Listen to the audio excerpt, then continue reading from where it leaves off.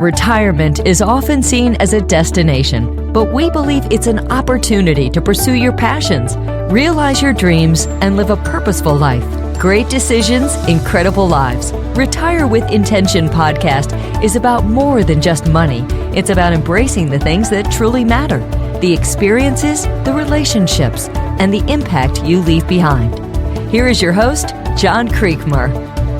Well, everybody, welcome back to Great Decisions, Incredible Lives, Retiring with Intention. And I'm John Creekmur, and so thankful to have you with us again for another episode, and which we really talk about living an incredible life and how that really applies to every single stage of life, the stage you're in now, and also the future stage that a lot of times folks call retirement. That's the phrase that we use and people use because they have an idea what that means to them. But the reality is it's just that next stage of life.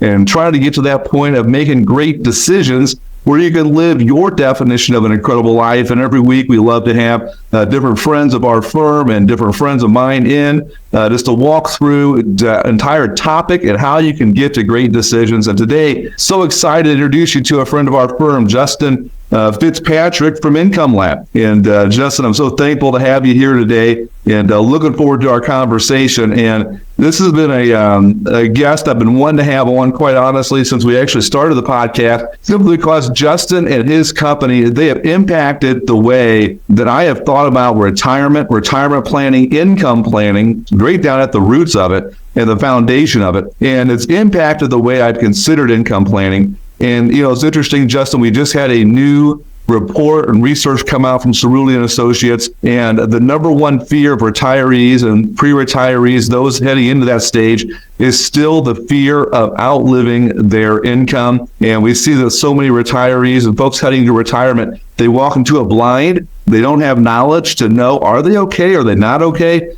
And it puts them in a tough spot. And you guys have, in your company, Justin, through your research and your years of experience, have put together some phenomenal tools based upon that to help people make wise decisions. And, you know, Justin is a co-founder of Income Lab, brings over 15 years of experience in financial services, where he has led teams in advanced financial planning and portfolio strategy, developed financial technology tools, and executed market entry strategies. 7-year academic background includes teaching at prestigious institutions like MIT, Harvard, Queen Mary, and UCLA. As a dedicated teacher and advocate for financial planning innovation, Justin's expertise is well recognized through his contributions to industry publications. He holds a BA from the University of Michigan, and we will not hold that against him, being from Illinois, and PhD from MIT, both a chartered financial analyst and a chart holder and a certified financial planner professional. And Justin, I'm so excited for our conversation today. Well, thanks a lot for having me, John. I'm looking forward to it as well. You know, I hadn't told you, I had a conversation last week with my mom, and my mom is 78 years old, and my father passed away a number of years ago.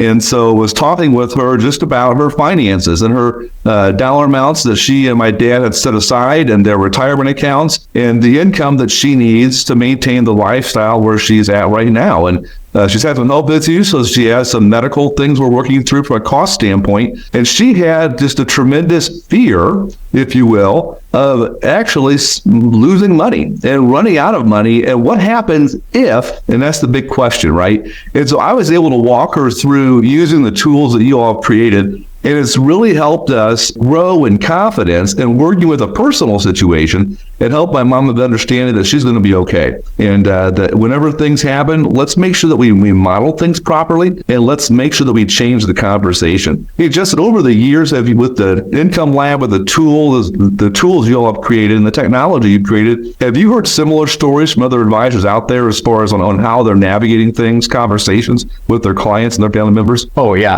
absolutely. And that's, one of the most gratifying things about this. Really, we built the software, the tools for exactly that purpose. We found that kind of if the best ideas, the best analytics could be brought to bear in, real people's lives, we found every time we sort of take maybe a crude assumption or a shortcut and we do it, closer to how people really live their lives, retirees win. It was amazing to see that. And I think one of the key pieces is exactly addressing that kind of fear and anxiety that you were just talking about, because if things are kind of unknown, we tend to, fill in the gaps ourselves. And often we're with kind of catastrophic thinking, right? Sure. I mean, you say, so one way that retirement is sometimes framed is as if it's pass fail. You'll either, do exactly what you planned to do, or you'll run out of money. And then that does sound really bad. And that's the kind of thing that, you can easily let your mind go create your imagination, run wild on what that could look like. But the research is really clear. That's not actually what happens in the vast majority of cases. Instead, just like in your working years, as things change, as your situation changes, you make adjustments. Maybe that means you start making more money. Well, often people will spend more when they make more money. Maybe something does, a financial difficulty, you run into financial difficulties, you lose a job, something like that. Well, it's very natural to tighten the belt a bit there. What's different in retirement is there's that unknown of, when I'm in my working years, I know kind of how much I can spend, just sort of live within my means, right? But in retirement, it's not clear how much you should be spending and when you should adjust that and so on. So being able to help people understand that retirement is a journey, kind of like going out on a road trip or something. You may not end up taking exactly the path you thought you would, but there might be detours and stops and things along the way. Some you like, some you don't, but you're going to be okay. As long as you kind of have a guide and you're making good decisions along the way, it's not going to be, pass fail. Yeah, I love how you said that as far as that retirement's kind of like a journey. And I mentioned before, I think in the conversation, I don't really like that word retirement. It seems to be almost like a destination point. Have you noticed a change in people's thinking or in the conversation surrounding retirement as an endpoint versus a journey over the last couple of years? Or what have you seen? I think there's a lot of people who were searching for a way to talk about it more accurately, because I'm with you. I don't like treating retirement as a destination for a couple of reasons. One is, I think in the years before, quote unquote, retirement, I don't want people to think, well, that's the whole point. But the other is that's just, quote unquote, retirement, that point in time where maybe you stop working or work less. That's just one point in time, but really kind of like, your journey, a road trip, it doesn't stop when you leave the driveway, right? That's actually just the beginning. And so really it's the whole journey and kind of how can I live my best retirement, my best journey, given my resources, given my personality and preferences, and given the world I happen to be living through, right?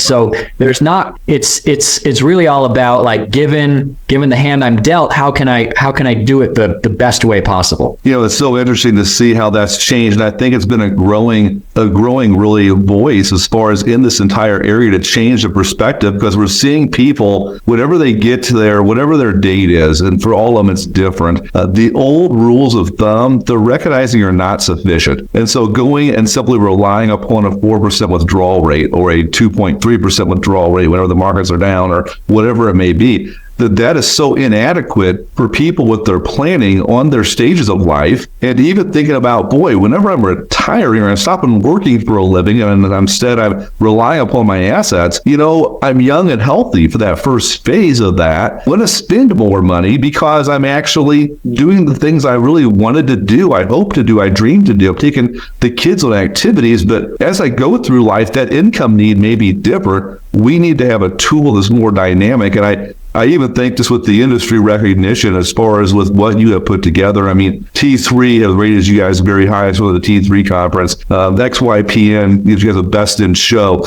The accolades go on and on. I think it's because you guys get it as far as on how people are viewing that next stage of life that we call retirement. And so when I think about that software, can you walk us through a little bit about the core idea behind your company's features and the software you developed, and even the philosophy behind why you developed the way you did? Yeah, definitely. I think that the core is recognizing that retirement is a journey and that there's always this question of how much can I spend? What would make it prudent to change that? And if I did change it, how much would I have to adjust? And so I'll take the first part first, which is the how much can I spend? That's really the main difference financially between kind of pre-retirement and in retirement. And if we could find a better word for it, I would use it. But it's, if my wife and I sit down to look at our budget or something, we don't have to talk at all about how how much we could possibly spend. We're just going to try to keep it within our earnings. And so that one side of the ledger, that's already there. We don't even have to have a discussion about it. Whereas what's different in retirement is now it's not always clear how much you can spend. You can't say, well, how much do I make? Right? So because you've got all these different things. You got Social Security, maybe pensions, maybe rental income, certainly portfolio withdrawals are possible. And like you said, it's very uncommon for someone to be able to apply a rule of thumb like take 4% of your account balance. I almost never see that because of what you just said. Things like, well, maybe I'll spend more when I'm younger and less, as I kind of maybe prefer to not take as many long vacations, or I slow down on certain activities, things like that. Maybe it's because I'm delaying Social Security, so I'm going to have to fund my lifestyle more from portfolio withdrawals before maybe age 70. And so those rules of thumb, they work as far as you push them, which is just as kind of a, understanding that you can't, take too much from your portfolio, but you can't apply it to an individual situation. All the situations are so different. People have different sorts of risks that they have to manage, whether that's portfolio risk, longevity risk, inflation risk. Or somebody who has a lot of pension income that's not adjusted for inflation has a lot of inflation risk. Somebody else might not.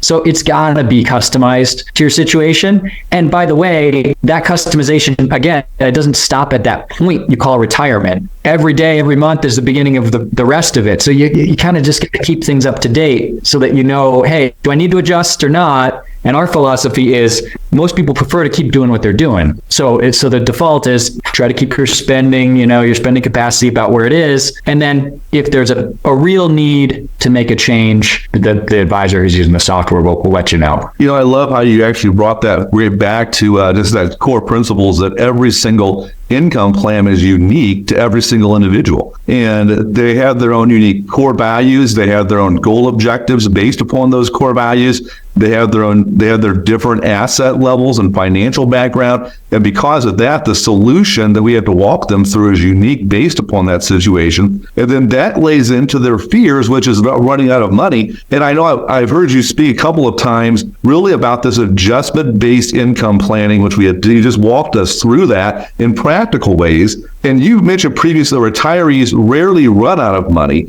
Can you explain how this approach is different from traditional probability-based planning? So probability-based planning is saying, hey, you have an 80% chance of being successful. You have a 30% chance of being successful. So how is that different as far as with the way that you all view things? I think there's at least two things there. One is when you frame things as success and failure, you're saying, hey, if you keep doing what you're doing and make no adjustments, here's the chances that you'll run out of money. Now, that's just not how people live, right? So that piece of data isn't really all that helpful because people won't keep doing what they're doing and run out of money. Instead, what we see in the data is that people do adjust. Our ability to adjust is often greater than we might think ahead of time. And that is a superpower of retirees, because retirement and funding your lifestyle it's not like a highly leveraged hedge fund or one of these things that makes spectacular headline news when it implodes. In those situations, a short-term change in asset prices really can bring a business down if they're leveraged. That's not really what happens with retirees. With retirees, you gotta put gas in the car, you gotta pay your insurance, you gotta get groceries, you got take the vacation, each one of those little expenses, liabilities is relatively small compared to the whole thing of decades of spending. And you can always adjust, especially some of those future goals. But you could say, things are looking a little tougher. Let's, go to the brew pub instead of the steakhouse, right? Or and maybe next year, that trip to Europe, we're going to keep it domestic. Those are changes, and obviously we'd prefer to go the other way, but those are changes that's not catastrophe, and they can have a big effect on kind of the risk level of a plan and kind of keep you on track. Now, you just used a phrase I want to say most of our listeners have never thought of. You used the phrase spending capacity. And so you kind of walk through an example. Can you delve a little bit deeper in helping us with framing that definition of what does spending capacity mean? And how is that different than the way people traditionally viewed spending? Well, I think there's a couple of reasons we've landed on that. One is it's a lot like in your working years. When I talked about my wife and I, we sort of say, okay, well, what are our wages? Okay, the total. Well, we should spend within our means, right? So that's sort of our means. We should save some money too, right? So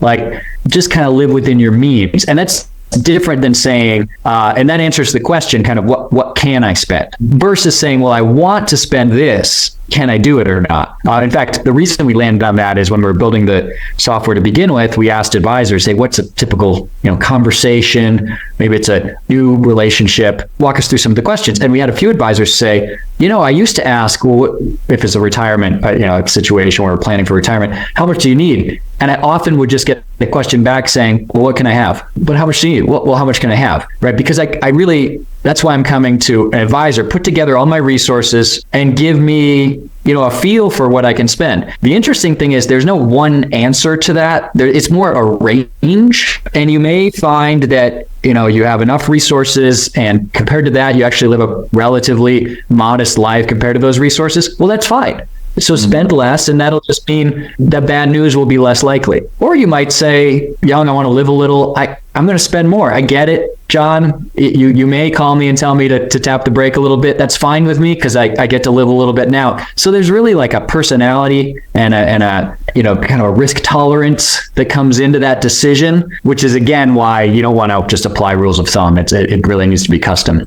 Yeah, for sure. Now you talked about that, spending capacities and guardrails, which quite honestly, for all of our listeners, I mean, that phrase and that concept, that has helped, I'm going to say, we're pushing thousands of conversations now just with that concept on a personal, customized, individual standpoint. That has started to shape the way people view where they're at as far as in their readiness for the lifestyle they want to live at that next stage in retirement. And so that whole concept has shifted it. Now, we talked about, as it relates to that capacity, still wanting to have that outcome be there. And so whenever we look at it, there's different threats to that outcome. I'm actually working on a title of a new book, and there's things that I come up with in my mind. My title is The Four Horsemen of the Coming Retirement Apocalypse. And I talk about risk, I talk about taxes, inflation, and then the threat as far as medical costs. I thought, what a brilliant idea. Now, for some reason, my wife Stacy says, John, that's too dark.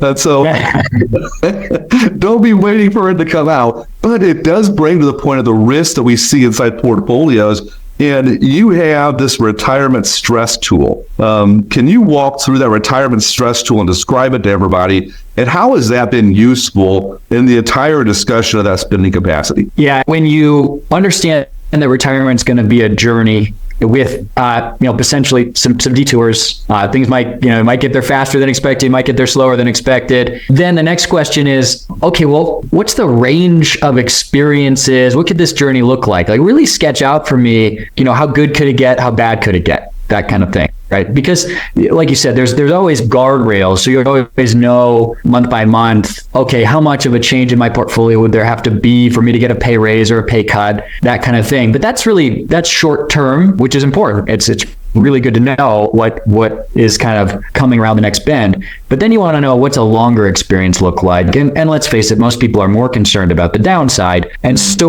we allow people to take their actual plan, the actual resources they have in it, and everything that's unique to it, all the idiosyncrasies, and run it through historical scenarios that were tough, like the global financial crisis or 1970s stagflation or the dot-com bubble, and run it all the way as long as the plan is or through today. So you can really see, it's not that the future is going to repeat the past, right? But we do have a range of things that we can relate to. We know how bad they were. And it would be nice to know how would, if I were, plop me in a time machine and put me back there, how would I have reacted to these situations? And that can really go a long way to helping people understand that choice about am I the sort of person who could spend more and take my lumps if they come, or am I the kind of person who really would prefer not to? You can put it through the global financial crisis to see, in this case, I wouldn't have had a pay cut at all, or in this one, I would have had to trim my spending by $1,000 or $2,000 a month. Which would I have preferred?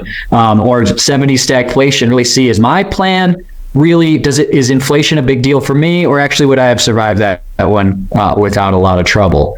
So really, I think stories are a lot easier to understand for us humans than kind of high level statistics. And believe me, I love statistics, but it's just easier to understand when you see something play out, what it would mean for you in your real life. Yeah, I'd say we talk about that. Then we have other real things in our real life that we're faced with continuously, such as taxes, and then also how do we claim Social Security? Those are two things that we get asked continuously from people. I think that's so interesting, Justin. Whenever we think about that, then you enter risk as far as with different economic periods of time. And you have a whole list of different things over the last, 150 years that have happened that have been catastrophic in the moment. But to know if you started at the beginning of that negative phase, then how did your income play out? What did that look like for you? Well, we get questions on two other big areas all the time. And I'll be interested to hear your input as far as on this, and that is, how did taxes impact me?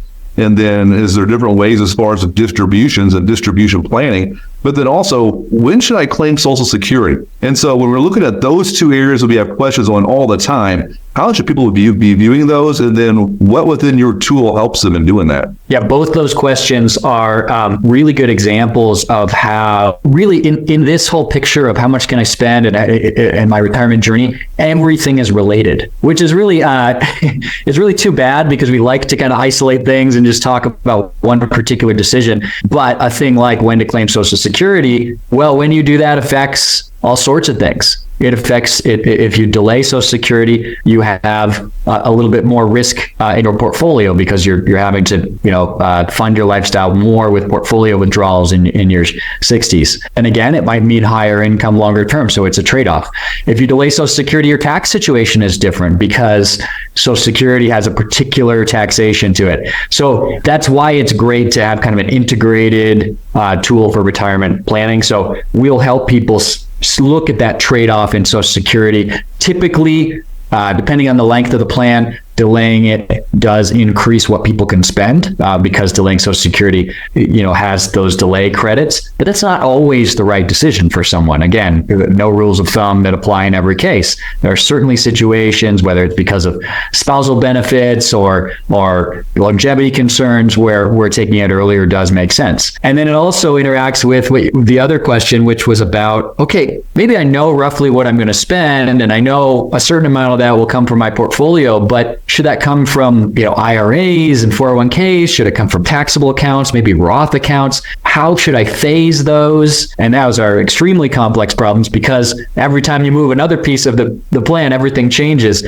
So we do help people try to balance kind of a tax efficient withdrawal approach, a tax smart approach, with all those other factors, and figure out whether maybe Roth conversions early in the plan will help their kind of net income experience later. And we do often see that if people have a lot of tax deferred accounts and they're kind of still early in retirement, we do sometimes see a decent amount of value in that. It's interesting. We had a case that we were working on here internally, and we're looking at a very strong level of asset, both on pre-tax accounts and after-tax accounts. We still had options involved. From executive compensation, we had this charitable giving strategies. It was really unbelievable how much clarity in walking through the Income Lab tool and the process with even some of your engineers as far as how to model that out. It made for good decisions based upon knowledge, and the client walked away saying, I made a wise decision to help us accomplish our goals, because they had the facts before them that they had never seen before. And so it really worked out well. But then they followed up and said, we have different economic situations, different economic cycles. Is there a way to consider that or model that within our plan? How would you say to address that? Yeah, there's a couple ways, and that is really important. We've mentioned, for example, the historical stress tests. Well, some of those situations might be more relevant than others, right? And so picking the scenarios that we think are most relevant to really stress test this. There's even ways in the software to say, well, let's look back at all of history, and pretend we had perfect foresight. What exactly would we have done if we knew the future? Well, we can figure that out, right? We have history. And then we can say, okay, which of those periods are are most like today. Not exactly like today, right? Will the future be different than the past? Of course it will, right? But to kind of see, okay, are we in a situation where maybe we want to walk into this a little bit more circumspect, a little bit more, give ourselves a little bigger buffer? Or is this a situation where really it looks like you could afford to spend a bit more? Because times do change, right? Inflation could be high or low. Maybe if you're invested, heavily in stocks or even a decent amount in stocks, maybe valuations are important to you at that point. And again, all of these things interact, but understanding, being able to put a little context into it and say, hey, we're in an environment right now where all else being equal, maybe we want to spend a little bit less, or we're in an environment right now where actually go ahead and maybe do that extra spend this year. Yeah, very helpful in making those decisions. And really, it's all about a conversation with the client. It starts with their values. It starts with their goal objectives, and then we start rounding it out as we have more knowledge. And it just builds in the conversation, get people to great decisions. When I think about this whole, we're just going to call it this stage of life we call retirement. I'm really respectful of your time, and thank you for spending time with us today. But in closing, is there anything we've not talked about that you think folks should take away as far as a key point to consider? I think if there's one thing I would really like to move the kind of national conversation around, the financial side of this stage of life, it's really that typically not as scary as you think. We talked a little bit about what risk looks like in retirement and how adjustments and the ability to change is really a superpower. And also that, if risk is going up for somebody, it tends to happen relatively slowly in time to make some adjustments and react. So I think that should feel like a message of hope, a message of really giving people permission to go live their lives. I think that's the biggest impact this kind of reframing of retirement accurately, I think, can have in people's lives. Yeah, I love that. That is so incredible, because it's true that once we help people have knowledge, that fear just starts to go away. And it's about helping them understand consequences. And folks, if you're sitting there walking through, even as far as on your own personal retirement journey, and trying to, no matter where you're at in that entire stage, you're in your early 40s all the way through into your 70s, 80s, wherever you're at on that, it really is beneficial and have that conversation and you walk through a tool just like Justin has created with his team, and phenomenal resource, phenomenal outlet, especially when it's paired with the wisdom of a strong financial trusted advisor. And so I encourage you to definitely hit us up. Information as far as Income Lab will be in the show notes. You can find everything there. Justin, thank you so much for spending time with us today. I know, again, it just so blessed me to hear from you again on retirement planning and income planning specifically, and making sure that everything is focused in a different way. So I greatly appreciate the time. And everyone, thank you so much for listening again to Great Decisions, Incredible Lives, and how we can live an incredible life moving forward by basing upon good decisions based upon fact. And we'll talk to you all again soon. Thank you again for listening to the Great Decisions, Incredible Lives, Retire with Intention podcast with host John Creekmur. Follow us on social media, visit our website, and join our community of like-minded individuals redefining retirement and living incredible lives. Please leave us a review and share our podcast with others who may benefit. We wish you a future filled with purpose, fulfillment, and the joy of living your incredible life in retirement.